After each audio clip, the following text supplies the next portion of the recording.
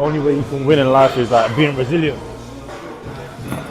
There's going to be so many opportunities, or there's going to be so many challenges in life where you're going to be tested, you're gonna fail, you're gonna have to get back up. What I've noticed about resilience is that the only way to win is by keep showing up. It might not go your way, you might learn from the process, but you gotta keep going, you gotta keep pushing. All the people I look up to, and all the big time people that we all look up to, and the books I've read about all the successful people, one common trait that they have is just being resilient. Like, getting to where you want to get to is not going to come easy. As I get older, I'm learning to appreciate it much more.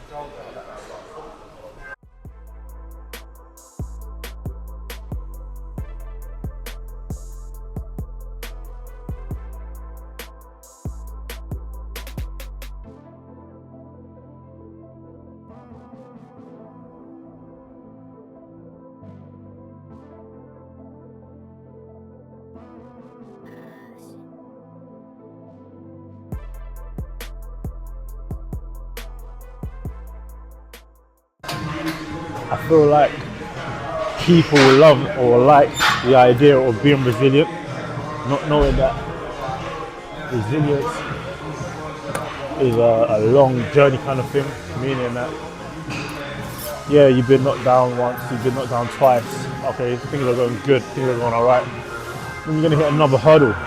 That's all a part of being resilient. You have to get up again and go again.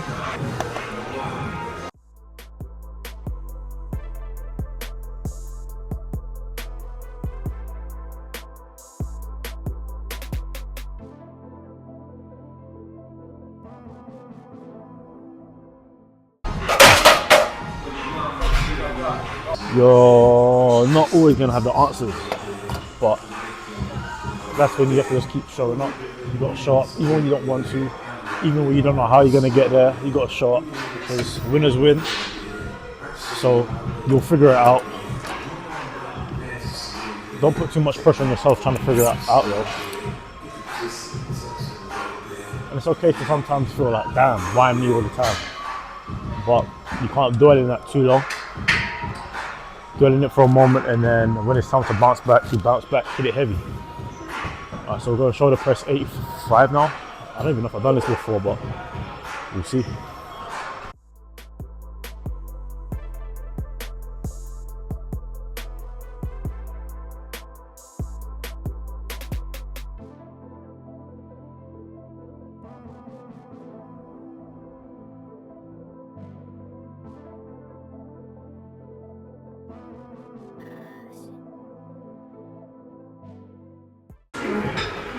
You also got to remember, like, this was never meant to be easy. Whatever you're trying to achieve is never meant to be easy. Like, everyone you've looked up to, or the position you want to get to, it was never going to happen overnight. And that's something I'm starting to get to terms with as well. With this content thing, with my career, with my life. Like, this stuff is not meant to be easy. All the finished products that you see, they've all had to go through the work behind the scenes, which no one ever sees. So the way I'm looking at it right now is that all the work I'm putting in behind the scenes is just to add to my story.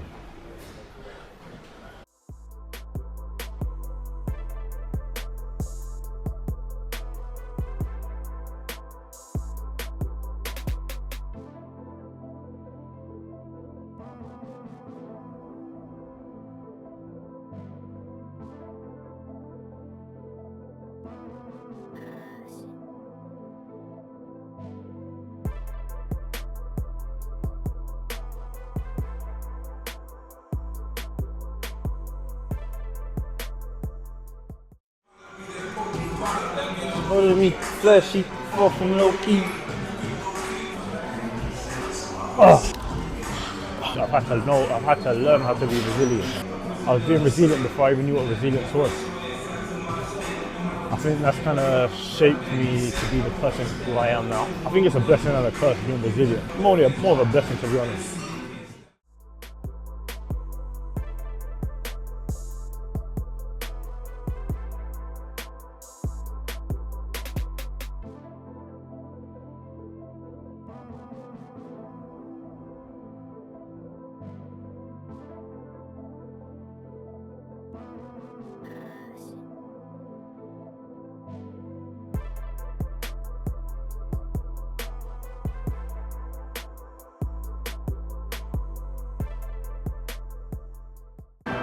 So the reason I think it's a curse is because like sometimes it keeps you up at night, always trying to find a way to win, always trying to find a way. You're always thinking, how can I get it out? You're always overthinking in a way, trying to like, okay, that hasn't worked, what can I do, what can I do? You're always trying to work, trying to work something out.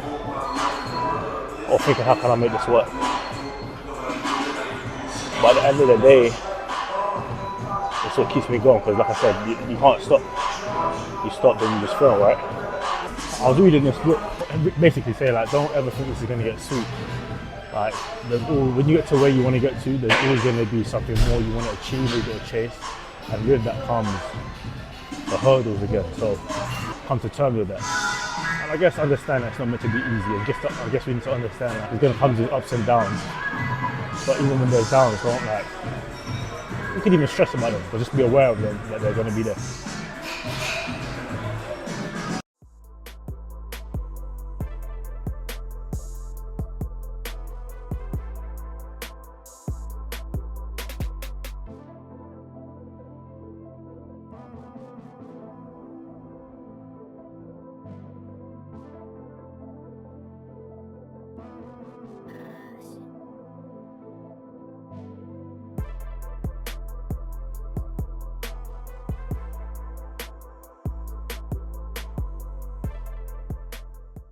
One thing I always recommend to people is that just get in the gym. I feel like gym and faith can teach you a lot of life lessons and a lot of life skills. The resilience even affects your training. There's going to be days you come in strong as hell, and there's going to be times when you get sick or you have to miss a week or so off.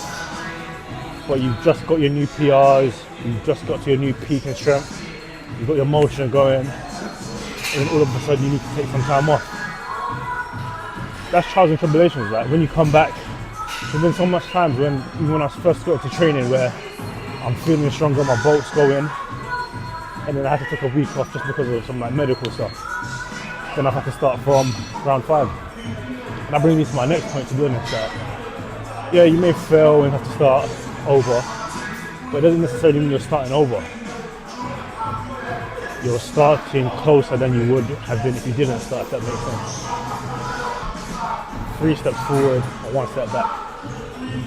That's 2 steps forward you would have had if you didn't start. So you're still going to gain progress. Like slow progress is better than no progress.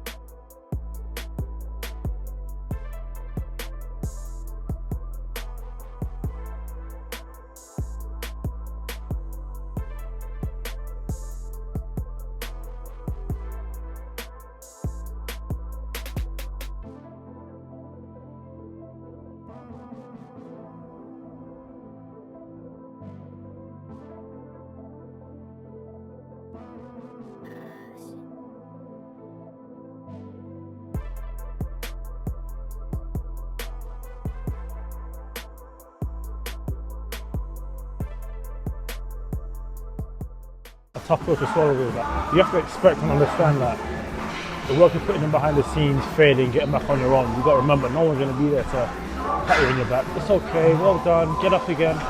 No one's going to be there to do that for you. So again, it just depends on how much you want it.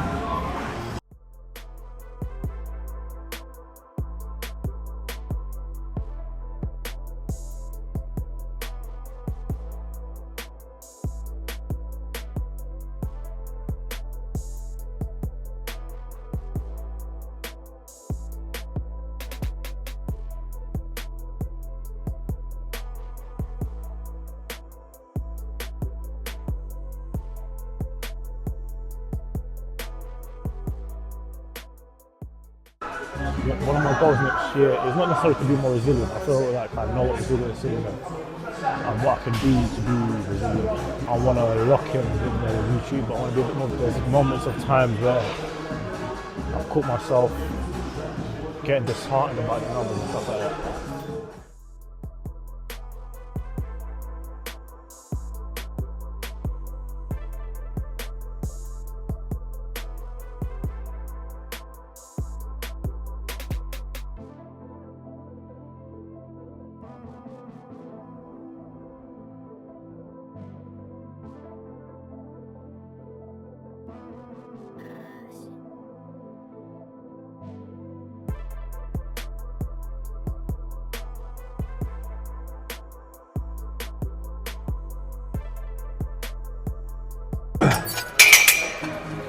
Oh, I think this year I noticed myself getting caught up, getting a bit emotional.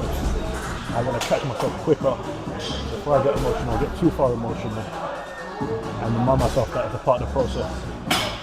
So resilience is always going to need to be there, but the focus will be catch myself quicker. Nah, bro, don't worry about the numbers. It's part of the game. What can you do to what is actually worth spending time on stressing about? You know what I'm saying? I've had a few experiences this year where I've had some stuff going not in my favour, and I've caught myself, oh man, why me?